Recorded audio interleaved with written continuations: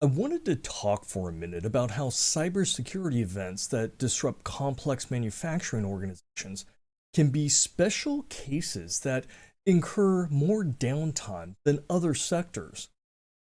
I've seen some outrage recently regarding the cyber attack that impacted Clorox to the tune of about $10 million in quarterly losses. Now, this attack began mid August and was mostly resolved by the end of September, so about half the quarter. Now, the company announced it expected a net sales decrease of 23 to 28%. I don't have any inside information, but those numbers actually seem reasonable to me. One thing we should keep in mind for highly automated manufacturing operations is the cascading impacts of unplanned outages. For example, imagine you own a high production bread making factory. If a cyber attack takes out your packaging equipment at the end of the production line, then you will quickly need to stop production so that you don't have an overflow of waste and create even more problems. So you will need to shut down in a predetermined sequence.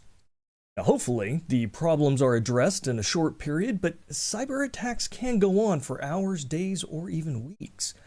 You might invoke a manual process, but that likely will be insufficient to keep the pace that you had before. Now, when the issue is resolved, all the work in progress bread products will need to be scrapped before the whole line can be restarted. See, things that are partially mixed, baked, or suffer from under or overreaction as part of the manufacturing process aren't good anymore. You can't save or restore a partially baked loaf or an overproofed batch of dough. Then the factory has to be brought back online in a specific sequence before production can return to normal. So getting the factory back up and running can be a pain and take more time than other types of businesses which recover quickly when services are restored.